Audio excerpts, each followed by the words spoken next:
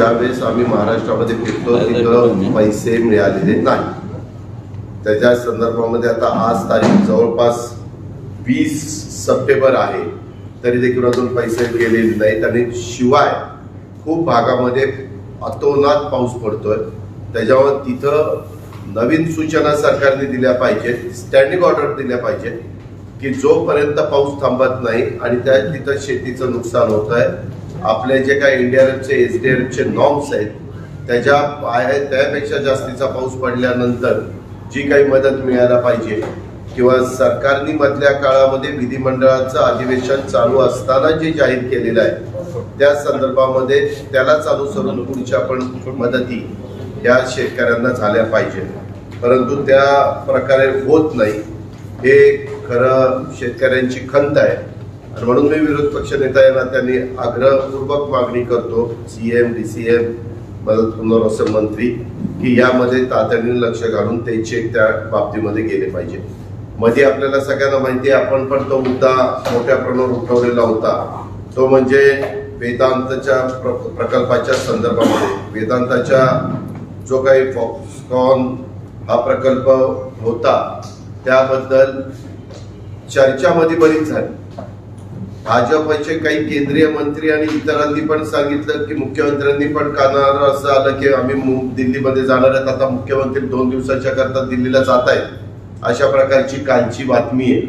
आणि मग ते जाणार असतील तर इतर जी काही कामं राज्याची असतील त्याचा पाठपुरावा करायला कदाचित ते जाणार असतील, तो त्यांचा अधिकार आहे. पण त्यामध्ये वेदांताच्या संदर्भामध्ये जे काही तरुण वर्गामध्ये बेरोजगारांच्या मध्ये खूप मोठ्या प्रमाणावर जी नाराजी पाहायला मिळते, ती नाराजी दूर करण्याच्या करता निश्चितपणे एकनाथराव शिंदे साहेबांनी त्यांचं सर्वस्व पणाला लावावं. आणि तो प्रकल्प जसं मध्ये काहींनी कारण नसताना, ज्यांना कुणाला जास्तीची माहिती नाही त्यांनी कारण नसताना काहीतरी वेगळ्या प्रकारची माहिती देऊन दिशाभूल करण्याचा प्रयत्न केला. वास्तविक उद्धव ठाकरे साहेबांच्या नेतृत्वाखालचं महाविकास आघाडीचं सरकार असताना शेवटपर्यंत हे मोठे मोठे प्रकल्प आपल्या भागामध्ये यावेत याकरता प्रयत्न चाललेत. काही राजकीय पक्षाचे लोक असंही म्हणतात की बाबा हे प्रकल्प कोणी काही वेगळं काही मागण्या केल्या होत्या, डिमांड केली होती म्हणून गेलेत का. वास्तविक मी त्यावेळेस उपमुख्यमंत्री म्हणून सरकारमध्ये काम करत होतो, अजिबात तशा पद्धतीनं कुठलं झालं नाही. कारण नसताना एक संभ्रमावस्था निर्माण करण्याचा प्रयत्न हा केला जातो. आणि जर कुणाला असं वाटत असेल तर त्यांनी त्याच्याबद्दलची केंद्र सरकार त्यांच्या हातात आहे, राज्य सरकार त्यांच्या हातात आहे, वेगवेगळ्या महत्वाच्या चौकशा करण्याची जी एजन्सी असते ते त्यांच्या हातात आहे, त्यांनी चौकशी त्या ठिकाणी करावी. पण काही जण जो काही स्टेटमेंट करून एक बेरोजगारांच्या मध्ये गैरसमज निर्माण करतात, वास्तविक अशा पद्धतीनं कुठलंही घडलेलं नाही. तरी पण चौकशी करायची असेल तर चौकशी करू द्या, दूध का दूध पाणी का पाणी होऊ द्या. कोणत्या कारणा करतात. आता मागे मी बीडला देखील ते स्टेटमेंट केलेलं होतं. 15/7/2022 रोजी आपले चीफ सेक्रेटरी मनोज श्रीवास्तव यांच्याच अध्यक्षतेखाली दुपारी 12:30 वाजता 95वी 95th उच्चाधिकार समितीची बैठक झाली होती. आणि त्याही बैठकीमध्ये पहिला विषय हाच होता, वेदांत लिमिटेड हा घटक फॅब प्रकल्पाअंतर्गत महाराष्ट्रात एकूण 1,57,500 कोटी रुपयाची गुंतवणूक करणार असून त्या अनुषंगाने घटकाने खालील अतिरिक्त मागण्यांची विनंती केली होती. याचा अर्थ सरळ सरळ आहे, आमचं सरकार जून एंडला केलं, जुलैच्या संदर्भात ती ऑर्डर आहे आणि जुलैच्या संदर्भात ती मीटिंग झाली. तर त्या मीटिंग मध्ये देखील सरकार म्हणून मुख्यमंत्र्यांनी त्यांच्या हाय पॉवर कमिटीने किंवा जे कोणी संबंधित असतील त्यांनी सगळ्यांनी लक्ष घालून त्याबद्दलचा निर्णय घ्यायला पाहिजे होता. हे आमचं स्पष्टपणे त्या ठिकाणी सांगणं आहे. त्यामुळं आजच्या प्रेसच्या निमित्तानं मला महाराष्ट्रातल्या तमाम जनतेला सांगायचं आहे की काही जण ज्या काही अफवा उठवत आहेत किंवा चुकीच्या बातम्या पसरवण्याचा प्रयत्न करतायत की यांच्याच काळामध्ये वेदांताने ते नाकारलेलं होतं, ते साफ खोटं आहे, ते साफ चुकीचं आहे. या पण गोष्टीची दखल ही आपण या निमित्तानं घ्यावी अशी माझी आपल्याला सगळ्यांना विनंती आहे. आणि त्याच्यामध्ये खूप काही गोष्टी आलेल्या होत्या की कसं आपल्या महाराष्ट्रामध्येच तो योग्य ठरेल त्याबद्दल पण बऱ्याच प्रकारची चर्चा झालेली होती. वेगवेगळे मुद्दे त्यांनी उपस्थित त्या ठिकाणी केलेले होते आणि त्याच्यात त्यांना तळेगावची जागा ही अतिशय चांगल्या प्रकारची निवडलेली होती, वाटलेली होती आणि तिथं बाकीच्या सगळ्या गोष्टी त्या प्रकल्पाच्या अनुषंगाने महाराष्ट्र राज्यामध्ये ही गुंतवणूक धोरणे पोषक असल्याने त्यांनीच ही जागा निवडलेली होती. ही बाब देखील तितकीच स्पष्टपणे मी आपल्या सगळ्यांच्या निदर्शनास आणून देऊ इच्छितो. तसंच काही जण म्हणाले की आम्ही अजून काही प्रकल्प आणणार तर तेही प्रकल्प आणावे. मी आज पुन्हा आपल्या मार्फत महाराष्ट्राला सांगतो, महाराष्ट्राच्या हिताचे जे जे प्रकल्प असतील ते प्रकल्प महाराष्ट्रामध्ये यावे. फक्त त्याच्यातून पर्यावरणाचा ऱ्हास होता कामा नये ही बात मात्र सगळ्यांनी त्याच्यामध्ये म्हणजे विशेषतः सरकारने त्याबद्दलची नोंद ही घेतली गेली पाहिजे. तसंच काल आपल्या महाराष्ट्रामध्ये काही ग्रामपंचायतीच्या निवडणुका झाल्या. आता आम्ही पण बघतोय टीव्ही चॅनलमध्ये वेगवेगळ्या प्रकारच्या बातम्या दाखवल्या जातात. अमक्या पक्षाला इतके ग्रामपंचायती मिळाल्या, हा पक्ष 2 नंबरला, हा 3 नंबरला, हा 4 नंबरला, हा 5 नंबरला. वास्तविक पत्रकार मित्रांनो, ह्या ग्रामपंचायतीच्या निवडणुका ह्या पक्षीय चिन्हावर होत नाही. हे त्रिवार सत्य. आता तुम्ही पण कुठल्या हेतूने त्या बातम्या देतात. आता उद्याच्याला त्या सरपंचांनीच जे डायरेक्ट सरपंच होतात त्यांनी जर लिहून दिलं की मी अमक्या अमक्या पक्षाशी समर्थक आहे किंवा त्या पक्षाचा कार्यकर्ता आहे तर ती गोष्ट वेगळी. पण एकंदरीतच तुम्ही जरी जे आकडे दाखवलेले ते जरी बघितले तर त्याच्यात महाविकास आघाडी सरकारला जास्त जागा मिळालेल्या आहेत. ही वस्तुस्थिती आहे आणि ह्याच्यातून सगळ्यांनीच आम्ही लोकांनी बोध घेतला पाहिजे किंवा काय लोकांची अपेक्षा आहे. त्याच्यामध्ये भाजप आणि शिंदे गट शिवसेना यांचं बघितलं तर त्यांची पण संख्या किती आणि काही वेगळे म्हणजे आघाडी पण करतात. बऱ्याचशा ग्रामपंचायतीमध्ये पक्षीय वाद नको म्हणून बाजूला. आता माझ्याच बारामतीचं उदाहरण जर द्यायचं झालं तर माझ्या बारामतीमध्ये ग्रामपंचायतीला 2 पॅनल झाली तरी ती दोन्ही पॅनल राष्ट्रवादी काँग्रेस पक्षालाच बांधणारी असतात. त्याच्यामुळं तिथं असं काही पक्षीय चालतं अशातला भाग नाही. अशा बऱ्याचशा भागामध्ये ह्या गोष्टी घडतात. परंतु एकंदरीत ही निवडणुकीची तशी बघितली तर रंगीत तालीम आहे आणि ह्या निवडणुका चे निकाल लागलेले. त्याच्यानंतर मग पंचायत समिती, जिल्हा परिषद, नगरपालिका, महानगरपालिका, नगरपंचायतीच्या ह्या निवडणुका पण आता सप्टेंबर पर्यंत काहींना स्थगिती दिलेली होती, विशेषतः सहकारातल्या निवडणुकीला. आता सप्टेंबर संपल्यानंतर मार्केट कमिटीच्या पण निवडणुका लागतात, त्या पण पक्षीय चिन्हावर होत नाही आणि सहकारातल्या पण निवडणुका पक्षीय चिन्हावर त्या ठिकाणी होत नाही.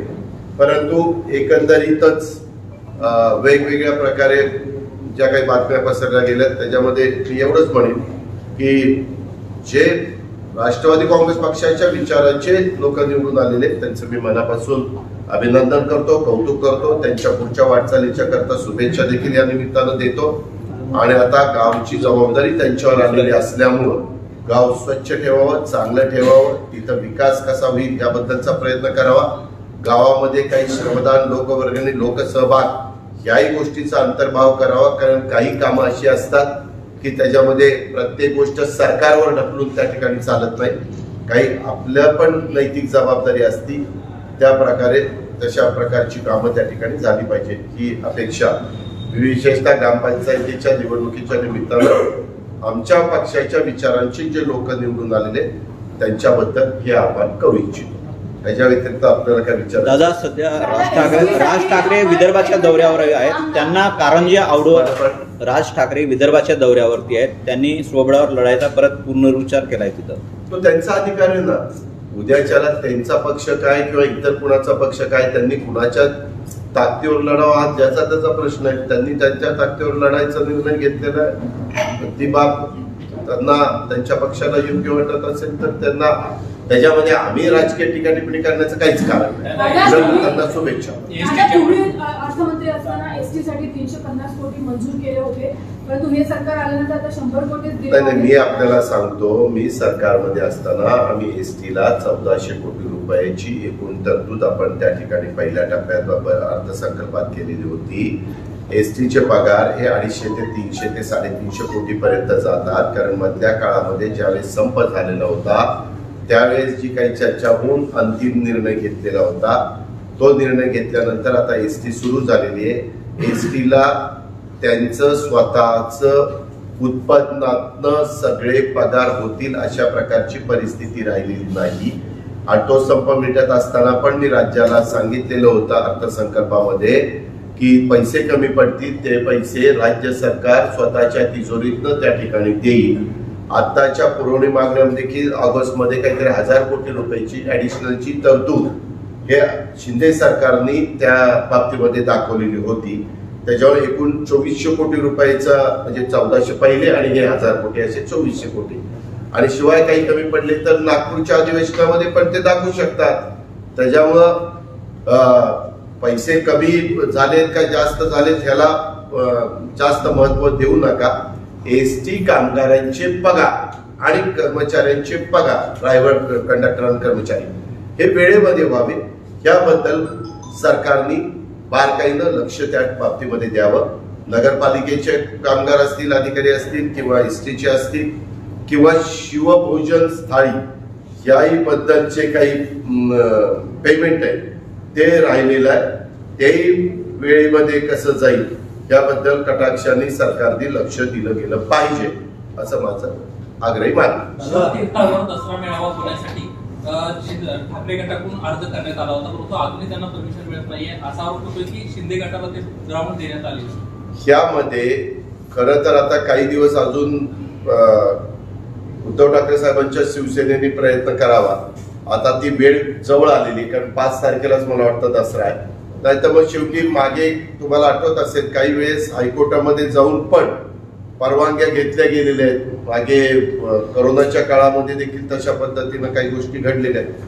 वास्तविक आता शिवसेनेचा आम्ही बरेच वर्षापासून शिवसेनेची स्थापना झाल्यापासून शिवसेना प्रमुख बाळासाहेब ठाकरे तिथंच मेळावा घ्यायचे आणि त्याच्यानंतर बाळासाहेबांनी ती जबाबदारी शिवाजी पार्कच्याच मैदानावर उद्धव ठाकरे साहेबांच्यावर सोपवलेली होती, म्हणजे शिवसेना प्रमुखाची. आणि त्यांनी सांगितलेलं होतं की इथून पुढे शिवसेनेचं नेतृत्व उद्धव ठाकरे करतील आणि तुम्ही सगळ्यांनी साथ द्या, तुम्ही सगळ्यांनी पाठिंबा द्या, तुम्ही सगळ्यांनी पाठीशी उभं राहा. तर त्यांनीच त्यावेळेस आवाहन केलेलं होतं. तर तसाच पद्धतीचा मेळावा आता बीकेसी मध्ये काहीतरी शिंदे गटाचा मेळावा होणार आहे अशी बातमी आहे. त्यांना ती जागा उपलब्ध करून दिली तर इकडची जागा ह्या शिवसेनेला द्यावी उद्धव ठाकरे साहेबांच्या आणि दोन्ही मेळावे व्हावे, दोघांचे विचार राज्याने ऐकावे. आता एक प्रश्न आहे, त्यांनी म्हटले की किती दिवस बाळासाहेबांचं नाव घेणार, तुम्ही बाळासाहेबांचे पुत्र आहे हे किती दिवस सांगणार, त्यांचं स्वतःच काही कर्तृत्व ते आहेतच ना. उद्याच्याला जसं आम्ही स्वर्गीय यशवंतराव चव्हाण साहेबांचं नाव घेतो, गांधी नेहरूंचं नाव काँग्रेस त्या ठिकाणी घेतली, जे आहे ते आहे. जी पुण्याई ती घेतली, त्यांनी नावं घेतली. आता तुम्ही नाही कुठेही गेलं तर आपल्या वडिलांचं नाव घेत, आपल्या पूर्वजांची नावं घेतो, आपण घेतोच. ही परंपरा आज नाही, महाराष्ट्रामध्ये भारतामध्ये पहिल्यापासून ती परंपरा त्या ठिकाणी चाललेली आहे आणि पुढे चालतच राहणार.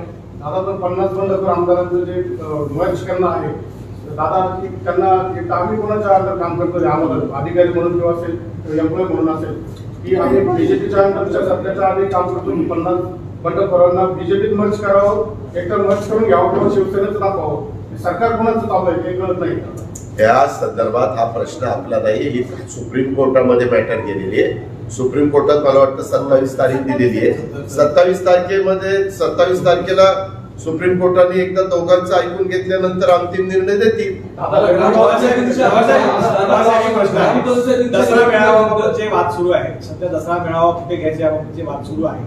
ते असताना तुमचे मित्रपक्ष असलेली शिवसेना त्यांनी जर दसरा मेळावा घेतला तर अजित पवार हे दसरा मेळावा त्यांच्या स्टेजवर दिसतील का, त्यांनी जर बोलले हे का. मी आपल्याला सांगतो, दसरा मेळाव्याची पद्धत पहिल्यापासून त्यांच्या पक्षीय मेळावा आहे.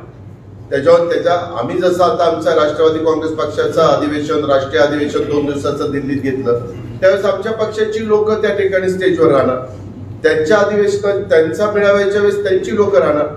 ज्या वेळेस महाविकास आघाडीची म्हणून सभा कुठं लावली जाईल त्यावेळेस आम्ही सगळेजण त्या स्टेजवर हजर राहू. दादा आता ग्रामपंचायतीची निवडणूक कोर्टाने आता एक निर्णय दिलाय. केंद्रीय मंत्री नारायण राणे यांचा आदेश जो बंगला होता तो अनधिकृत होता. वास्तविकतेत नारायण राणे हे वारंवार दावा करत होते की माझा बंगला हा अधिकृत आहे, त्याच्यावर महापालिकेची परवानगी आहे. आज कोर्टाने 10 लाखाचा दंड ठोठावलेला आहे. तसंच जे अनधिकृत बांधकाम आहे ते पाडावं अशा स्वरूपाची सुद्धा भूमिका मांडलेली आहे. त्यातनं प्रश्न उपस्थित राहतो, भूमिका मांडलेली आहे का सांगितलं दिले आदेश दिलेले आहे. तर वारंवार कुठे हायकोर्टाने कोर्टाने मुंबई उच्च न्यायालयात तर प्रश्न उपस्थित राहतो की ज्या पद्धतीने दावे राणे सुद्धा करत होते सरकार नसतानाही आणि सरकारात आल्यानंतर सुद्धा ते उघड होते की खोटे आहेत आणि त्यांच्या बंगल्यावर कारवाई होणार आहे. या संदर्भामध्ये शेवटी आपण न्यायव्यवस्थेने दिलेल्या निकालाला अंतिम मानतो. जर यदा कदाचित एखाद्याला खालच्या कोर्टामध्ये दिलेला निकाल योग्य वाटला नाही तर त्याला अपील करण्याची पण मुभा असते.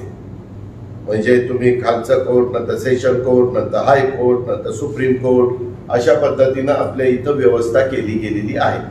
आता हा निकाल म्हणजे मी तर सकाळपासून इथंच होतो त्याच्यामुळे मला निकाल कधी आला ते माहिती नाही, परंतु आपण ज्या अर्थी प्रश्न विचारता त्या अर्थी नक्कीच काहीतरी झालेलं असावं.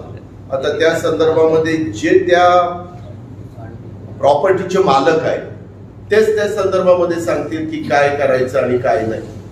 या संदर्भामध्ये मागं वेळोवेळी मुंबई महानगरपालिकेने पण नोटीस दिलेल्या होत्या. मुंबई महानगरपालिकेने पण ते अतिक्रमण हटाव म्हणून त्यांचं काहीतरी पथक असतं ते पण गेलेले होते.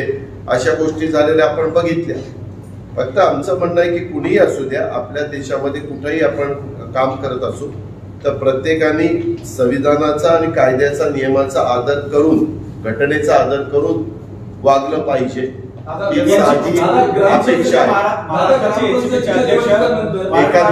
महाराष्ट्राचे एसीपीचे अध्यक्ष म्हणतात की देवेंद्र फडणवीस सर अनेक लोक आमदार नाराज आहेत.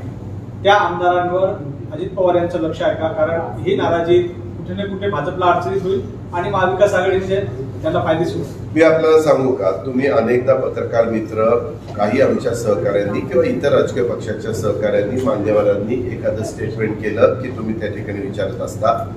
ते स्टेटमेंट आलेलं मी पण पेपरला वाचलेलं आहे, टीव्ही मध्ये पाहिलेलं आहे. माझी काही जयंतराव पाटलांची भेट नाही. मी ज्यावेळेस VSI ची मीटिंग होती त्यावेळेस आम्ही दोघे एकत्र भेटलो होतो आणि नंतर ते म्हणाले की मी आता नगरला चाललोय, नगरला माझे पक्षाचा मेळावा आहे, आढावा बैठक आहे, त्यानंतर ते औरंगाबादला जाणार होते. औरंगाबादला पण ते गेले. ते राजेश टोपे यांनी तिथं बैठक घेतली. ते आल्यानंतर मी त्यांना या संदर्भामध्ये विचारीन आणि त्याबद्दलचं उत्तर देईन आणि मग मला त्यामध्ये स्पष्टपणे माझी भूमिका मांडता निवडणुकीनंतर आशिष शेलारकर असं म्हणाले की राष्ट्रवादी आता जे काही निकाल आले त्यावर दिसतं की राष्ट्रवादी हा 2.5 जिल्ह्यांपुरताच मर्यादित पक्ष आहे. तुम्ही या विधानाकडे कसं पाहता? देव का निंदकाचं घर असावं शेजारी, ते आमचं शेजारी घर आहे. त्याच्यावर त्यांना काय निंदा करायची असेल ते करू द्या, आम्हाला काही फरक पडत नाही. आम्ही लोकांच्या मध्ये काम करणारे कार्यकर्ते, आमचे राष्ट्रीय नेते देखील त्याच पद्धतीनं आम्हाला सगळ्यांना शिकवण आहे. आम्ही आमच्या परीनं काम करत राहणार. जनतेला जे योग्य वाटेल जनता त्याच्या पाठीशी उभी राहणार. आणि मी एक उदाहरण देतो. एकेकाळी 2 खासदार निवडून आलेला पक्ष देखील वर जाऊ शकतो, हे निंदकांनी लक्षात घ्यावं. देशामध्ये चित्ता आलेले आहेत 72 वर्षानंतर. चित्ता जो प्राणी आहे तो देशामध्ये आलेल्या 72 वर्षानंतर आणि त्याचं मार्केटिंग एवढं केलं जातंय की जेणेकरून पूर्ण इकॉलॉजी चेंज होऊ शकते. मला वाटतं मी आपल्याला सांगू का, बऱ्याचदा दुर्दैवानी तुमच्या माझ्या देशात आणि तुमच्या माझ्या महाराष्ट्रात जे महत्वाचे प्रश्न असतात, महागाईचे, बेरोजगारीचे आणि कायदा सुव्यवस्थेचे, याला व्यवस्थितपणे बाजूला ठेवून तिसरेच प्रश्न पुढे आणतात. आता चित्ते आले, ठीक आहे, चित्ते वाढावेत हेही ठीक आहे, त्याच्यात पशुधन काय व्हायचं ते व्हावं, पण ह्याच्यातून काही रोजीरोटीचा प्रश्न सुटणार नाही. त्याच्याऐवजी वेदांताचं काय होणार आहे ते सांगा. त्याच्याऐवजी तरुणांच्या हाताला नोकरी मिळण्याच्या करता अजून किती कोटी, लाख कोटीची गुंतवणूक येणार आहे ते त्याच्याबद्दल त्या ठिकाणी सांगा. आणि मी पुन्हा सांगतो, अशा प्रकारची गुंतवणूक येत असताना राष्ट्रवादी काँग्रेस पक्ष या चांगल्या कामाला मनापासून पाठिंबा देण्याचंच काम त्या ठिकाणी करेल. फक्त त्याच्यातनं पर्यावरणाचा ऱ्हास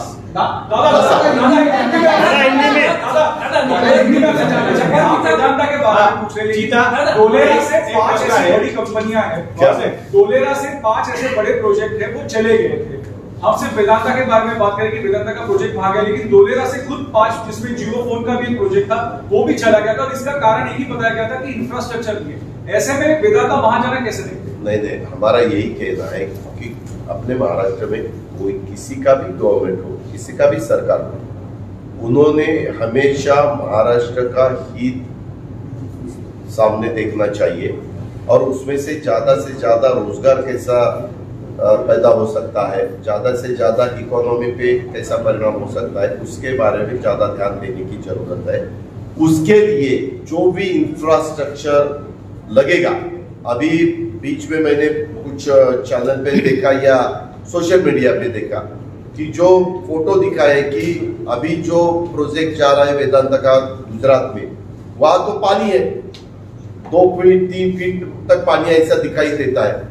तो इंफ्रास्ट्रक्चर तो आप दे सकते हैं, तो ऐसा कोई भी न हो कि वो प्रोजेक्ट किसी इंफ्रास्ट्रक्चर वहां अवेलेबल नहीं है इसीलिए बाहर जा रहा है. ये अपने महाराष्ट्र के लिए बहुत नुकसान वाली बात है. दादा, ग्राम पंचायत में नाम आने के बाद बीजेपी ने आरोप लगाया है कि एनसीपी को महाविकास आघाड़ी सरकार के दौरान सबसे ज्यादा फायदा हुआ, जिसको देखते हुए शिंदे ने सरकार गिराई क्योंकि शिवसेना का नुकसान हो रहा था. अरे ये बीजेपी को क्या लगता है, तो बीजेपी उसके बारे में स्टेटमेंट निकाल रहा है. हर एक पार्टी, अभी शिवसेना शिंदे गठ भी खुद की पार्टी बढ़ाने की कोशिश कर रहा है, बीजेपी उनकी खुद की पार्टी बढ़ाने की कोशिश कर रहा है. बहुत सालों तक अपने महाराष्ट्र में शिवसेना और बीजेपी की युति थी. 5 साल उनका गवर्नमेंट था, पहले 95 से 99 तक. उसके बाद भी गवर्नमेंट आया था, तब भी शिवसेना ने उनको सपोर्ट किया था. तो किसी का भी गवर्नमेंट हो, एनडीए सरकार हो या यूपीए सरकार हो, उसमें जितने भी पार्टियां इन्वॉल्व हो जाती है, हर एक पार्टी को अपनी पार्टी बढ़ाने का पूरा अधिकार है. इसीलिए हम जब काम करते थे तो महाराष्ट्र का हित सामने रखकर हमारा काम चालू था, महाविकास आघाड़ी का. और उद्धव ठाकरे साहब, उनका भी पार्टी के बारे में अलग अलग वीसी लेते थे, मीटिंग लेते थे, डायरेक्शन देते थे. वैसा हम भी एनसीपी के बारे में करते थे, कांग्रेस के बारे में करती थी. उसमें एक छोटा सा पार्टी थी प्रहार, वो प्रहार के उनका कोई काम चालू था. ऐसे सबको अपने अपनी पार्टी बढ़ाने का अधिकार है. तो ये ऐसे स्टेटमेंट निकाल कर ये कुछ होने वाला नहीं. पॉलिटिकल पार्टी के सिंबल पर नहीं लड़ा गया. कल देवेंद्र फडणवीस ने कहा है कि 600 में से 300 जगहों पर उनकी और शिंदे गुट की जीत हुई है. इसे आप किस तरह से? कितने? 300 जगह. कितने से? 600 में से 300 से ज्यादा जगहों पर उनकी जीत. मेरा ये ख्याल है 600 में से करीबन 400 तक हमारी जीत हुई है, हमारी यानी महाविकास आघाड़ी. क्या कहना है आपका?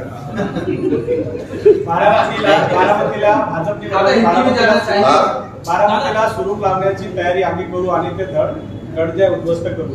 निर्मला सीतारामन बारामतीला येत आहेत, सुरू लावण्याचा त्या ठिकाणी प्रयत्न त्यांचं स्वागत आहे. कुणालाही कुठल्याही भागामध्ये जाण्याचा पूर्णपणे अधिकार आहे, मुभा आहे. बारामतीमध्ये त्यांनी पण यावं, आणखीन कोणी यायचं असेल त्यांनी यावं.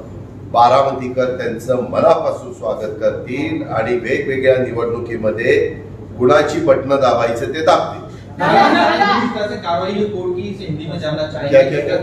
नारायण राणे को लेकर कोर्ट ने जो अपना फैसला सुनाया है, कहा जा रहा है कि इनकी प्रॉपर्टी है इलीगल है, जो कि रानी की तरफ से अलग अलग दावे किए जा रहे हैं. ये देखो, उसके बारे में मैंने खुद पढ़ा नहीं, लेकिन आपने सवाल पूछा इसीलिए मैं जवाब दे रहा हूँ कि उसके बारे में वो अपील भी कर सकते हैं. क्या डिसीजन आया है मुझे मालूम नहीं. अगर वो डिसीजन उनके खिलाफ गया होगा वो सुप्रीम कोर्ट में जा सकते हैं, सुप्रीम कोर्ट के आगे उनके अपील कर सकते हैं. रामदास कदम यांनी असं एका भाषणामध्ये म्हटलं आदित्य ठाकरेंनी लग्न करावं, संसार करावं, मग त्यांना खोके वगैरे करते, नुसतं दाढी वाढवून फिरताय. मी आपल्याला सांगू का, तुम्ही राजकारणापुरतं राजकारण करा ना. आपली महाराष्ट्राची संस्कृती नाहीये, आपली महाराष्ट्राची परंपरा नाहीये, आपल्या महाराष्ट्राला तशा प्रकारची शिकवण नाहीये. तुम्ही जर ज्याच्यातनं राज्याचं नुकसान होत आहे, ज्याच्यातनं बेरोजगारांच्या नोकऱ्या जात आहेत, ज्याच्यातनं शेतकरी अडचणीत येतो, शेतमजूर अडचणीत येतो, कामगार अडचणीत येतो, ट्रायबल असेल किंवा बिगर ट्रायबल असेल किंवा शेड्यूल कास्ट असेल, अल्पसंख्याक असेल, ओबीसी असेल, हा घटक अडचणीत येतो, तेवढ्या पुरतं बोलू ना. इंडिव्हिज्युअल कशा करता काढता किंवा तुम्ही हे करा, तुम्ही ते करा, ज्याचा त्याचा अधिकार आहे. कुणी दाढी वाढवावी आणि कुणी दाढी काढावी हा ज्याचा त्याचा अधिकार आहे. आपण बोलण्याचं काय कारण आहे? खरं तर माझे रामदास कदम साहेबांशी पण ओळख आहे, संबंध आहे. ते सरकारमध्ये असताना आम्ही त्यांच्याकडे कामं घेऊन जायचो, मी सरकारमध्ये असताना ते आमच्याकडे कामं घेऊन यायचे. ते विरोधी पक्ष नेते होते, त्यावेळेस आमचे संबंध. पण ही जी काही घटना घडली त्याच्यातनं इतक्या खालच्या पातळीवर आपण शाहू फुले आंबेडकरांच्या महाराष्ट्रात आहे, छत्रपती शिवाजी महाराजांच्या महाराष्ट्रात आहे. इथं ही परंपरा नाही. इथं वैयक्तिक कुणाला तरी डोळ्यासमोर ठेवून एखाद्याची निंदा नालस्ती करणं बरोबर नाही. हे लोकांना आवडत नाही. तुम्ही बघा, पाठीमागच्या काळामध्ये काही लीडर लोकांनी काही अशा मोठ्या मोठ्या लीडरची चेष्टा केलेली होती. म्हणजे मला आठवतंय सोनियाजींची पण काहींनी चेष्टा केलेली होती. ते लोकांना नाही आवडलं. तुम्ही तुमची विचारधारा मांडा, तुम्ही तुमची भूमिका मांडा. काय सरकारचं चुकत असेल तर विरोधकांनी ते चूक लक्षात आणून द्या, आणि जर विरोधकांनी काही चुकीचं केलं तर ते सरकारने दाखवावं. हे बरोबर नाही की कुणाचं लग्नाचं काय झालं, कुणाचं काय दाढीचं काय झालं, कुणाचं काय. दादा, संजय राऊत यांच्या विरोधात कालच्या ईडीनं चार्जशीट दाखल केलेली आहे. त्या चार्जशीटमध्ये प्रामुख्याने उल्लेख केलेला आहे 2006-07 साली शरद पवार साहेब केंद्रीय मंत्री होते. 1540च्या ज्यावेळेस बैठका संजय राऊतांना घेतल्या होत्या त्यावेळेस झाल्या होत्या, त्यामध्ये शरद पवार साहेब देखील होते, आणि त्यानंतर राकेश वाधवान यांना तो प्रोजेक्ट दिला गेला. अशा पद्धतीचा एक ठपका त्या चार्जशीटमध्ये ठेवण्यात आला. हो का? उद्याच्याला एखादी एजन्सी असती इन्क्वायरी करणारी, त्यांना जो अधिकार असतो त्यांनी काय करावा त्यांचा अधिकार आहे. आता ती कोर्ट मॅटर झालेली. आता कोर्टात ज्यांनी त्यांनी आपापले वकील देऊन आपापली भूमिका व्यवस्थितपणे त्या ठिकाणी मांडावी, आणि मग त्याच्यातनं अंतिम काय तो फैसला त्या ठिकाणी देईल. एफआरपीचा जवळपास 729 कोटींचा जो हप्ता आहे तो अजूनही देणं बाकी आहे. गळीत हंगाम नावा जाहीर करण्यात आला. माझी आपल्याला विनंती आहे, तुम्ही ना तेवढीच काहीतरी आकडा सांगता आणि लोकांची गैरसमजूत करता. 98.5 ते 99% टक्के एफआरपीचा पैसा महाराष्ट्रामध्ये साखर कारखान्यांनी दिलेला आहे. किती? 99%. आकडा कितीचा आहे? 45 का 46 हजार कोटीचा. आज भारतामध्ये जिथं जिथं ऊस पिकतो तिथं कुठेही एवढ्या मोठ्या प्रमाणावर एफआरपी दिलेलं आपल्याला पाहायला मिळणार नाही. शेतकऱ्यांनी कष्टाने केलेला ऊस आहे, त्याचे पैसे वेळेत दिले गेले पाहिजे, त्याच्याबद्दल दुमत असायचं कारण नाही.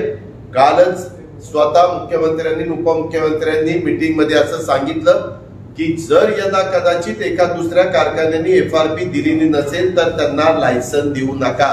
कशाचं? क्रशिंग लायसन त्यांना नाही मिळणार.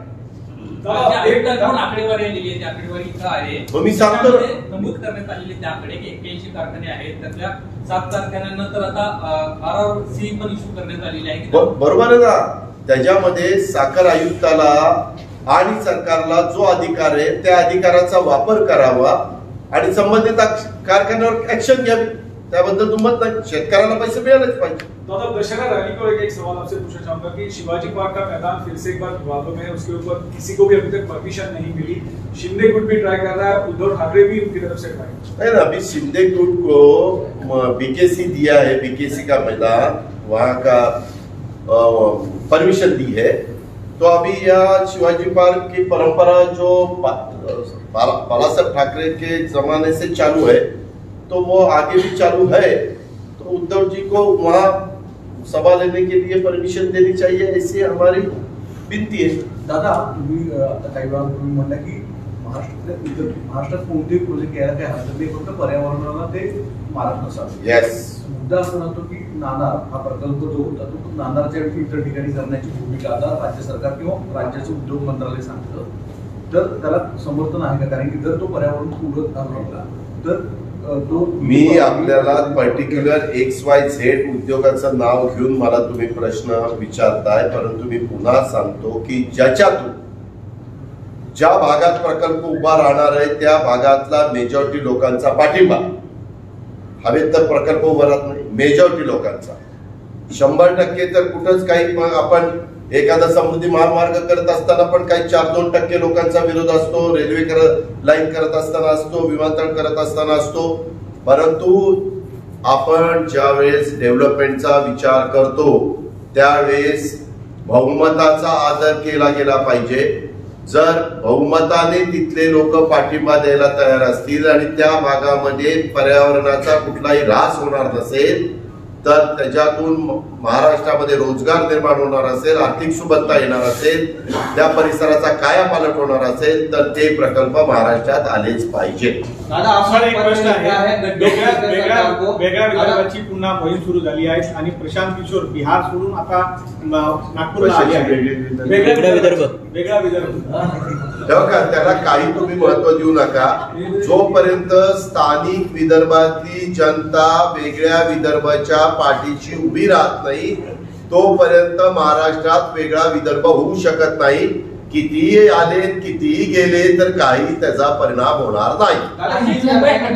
आपने लिखा है गड्ढों को लेकर महाराष्ट्र में गड्ढे, जिस तरह मुंबई नासिक का जिक्र किया है, ऐसे कई इलाके हैं जहाँ पे गड्ढे दिखाई दे रहे हैं, इसके बावजूद भी कई एक्सीडेंट हो रहे हैं, सरकार का ध्यान नहीं जा रहा है. बारिश के बाद किसी का भी सरकार हो, आपका भी हो, तो बारिश के बाद गड्ढे निकलते हैं.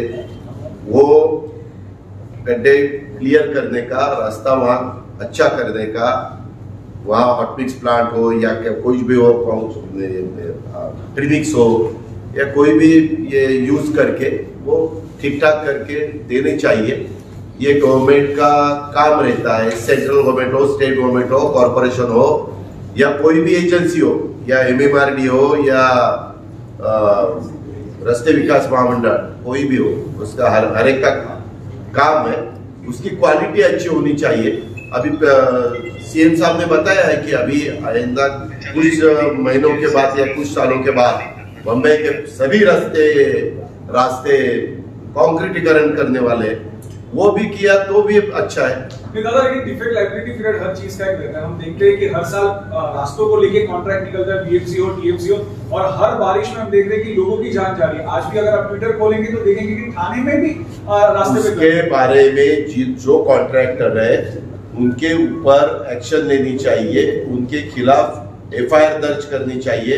एक तो कॉन्ट्रैक्टर के ऊपर भी, और वहां जो ऑफिसर वो देखता है जिसके मॉनिटरिंग जिम्मेवारी है कि ये रोड आपने देखने का है, वहां का जो भी एग्जीक्यूटिव इंजीनियर है, AC है, CE है, जो भी है, जिनकी जिम्मेवारी है उनके ऊपर भी एक्शन लेनी चाहिए.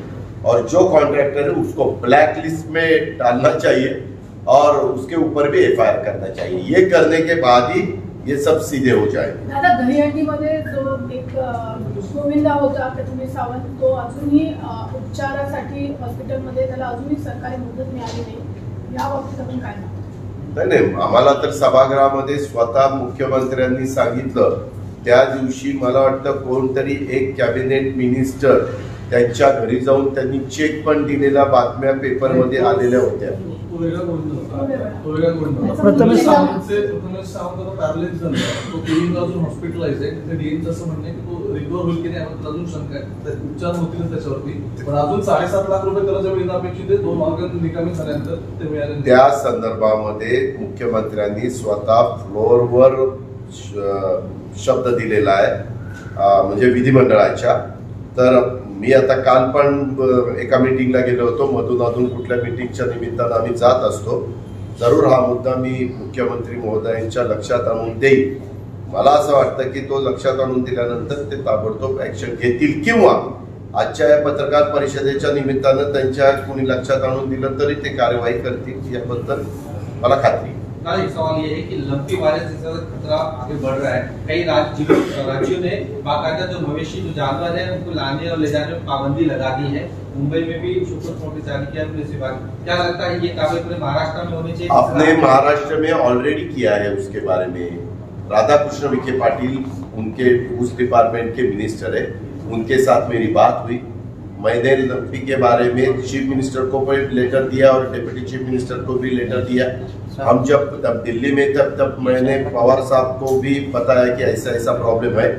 पवार साहब बोले कि ठीक है, मैं सेंट्रल के मिनिस्टर के साथ और सेक्रेटरी के साथ भी बात करता हूँ, क्योंकि साहब के पास ये 10 साल तक डिपार्टमेंट था, साहब जब एग्रीकल्चर मिनिस्टर थे तब। और मुझे मेरे कुछ विधायकों ने और सहकारियों ने बताया कि दादा हमने ऐसे ऐसे बफेलोज समझो उस अलग स्टेट में ली थी, लेकिन वो लाने के लिए हमें बैन है ऐसे बता रहे।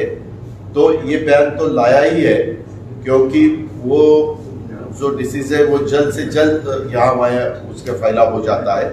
इसीलिए वैक्सीन ये एक ही उसका उपचार है कि आप अगर वैक्सीन कर सकते हैं तो वो कंट्रोल में रह सकता है। तो इसीलिए हमने उनको डिमांड की सीएम डीसीएम को कि आप अगर वैक्सीन पूरे देश में बहुत से स्टेट में ये लंपी डिसीज आया है तो आप बाहर से भी आउट ऑफ इंडिया वहाँ वैक्सीन होगा तो वहाँ से भी मंगाओ। लेकिन जल्द से जल्द अभी 15 अक्टूबर को शुगर फैक्ट्री शुरू होने वाली है, वहाँ भी बुलेट कार आती है, तो वहाँ भी बहुत से जानवर आते हैं, इसीलिए उनको एनिमल्स आते हैं, इसलिए वो देना चाहिए वैक्सीन। तो वो बोले कि ठीक है। बीच में भी कुछ लाख वैक्सीन आया था तो उन्होंने उसका डिस्ट्रीब्यूशन किया। Okay, thank you. आणि आता मला एकटीला कुणीतरी विचारत चला, तुम्ही बाकीच्या कुणावर विश्वास ठेवू नका, मी सांगेन तसं होईल। आणि वर तिथं बसून बोलण्या बसून